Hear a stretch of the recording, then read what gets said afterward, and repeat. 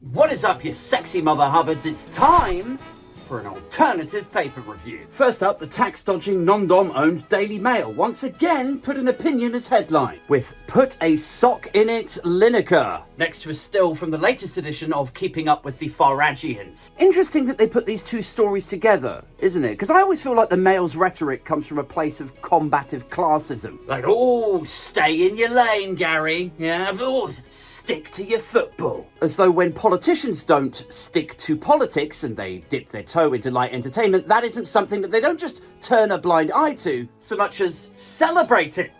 Right here.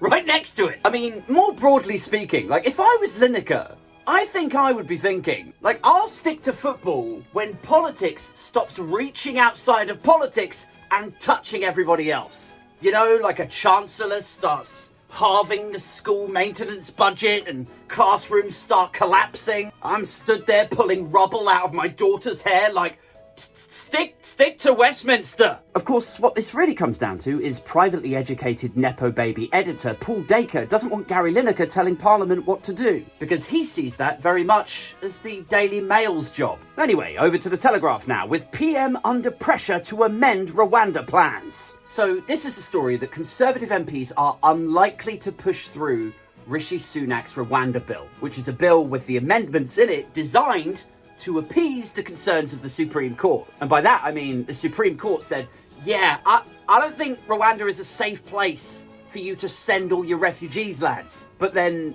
rather than listen to the analysis and testimony of court-appointed experts, Team Sunak are like, no, it's okay, because actually we're going to write a law that says that it's safe. And we've seen strategies and tactics like this before, when bills get debated and batted back by the Lords, and you might, traditionally have expected intelligent human beings to have, read the commentary, looked at the notes, governed in the public interest, and adjusted their approach accordingly. But instead, for the last few years, we've seen successive prime ministers and their surrounding cabinets look at the marking on their homework and go, no, look, you've put a cross there. Yeah, but I was right about that. So do you want to try that bit again? Either that, or they get the bits that they actually want in the bill and they sneak them in at the very final committee stages. Anyway, the Telegraph report that the star chamber of Conservative MPs and Conservative lawyers, it's interesting they're never activist lawyers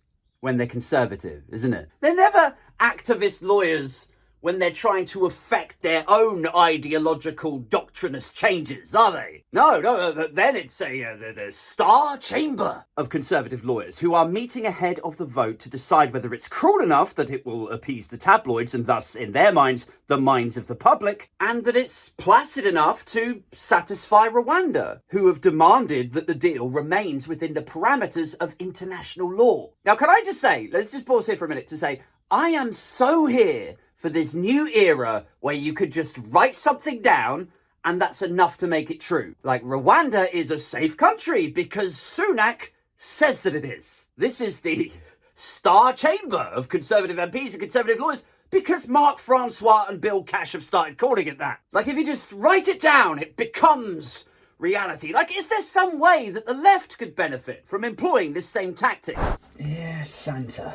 I want a fiery, hellish sinkhole to open up directly beneath CCHQ.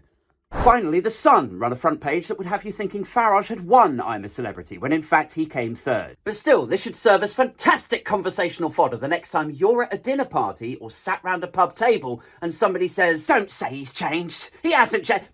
People don't change." Well, look at Nigel Farage. I mean, here you have a guy who was reported to have once marched through a village reciting Hitler Youth song. Channel 4 found evidence that his teachers back at school were concerned by his neo-fascist and racist tendencies. He's the guy who headed up UKIP. He rolled out the Breaking Point posters. And now look at him. Now he's a cuddly, fluffy, light entertainment star.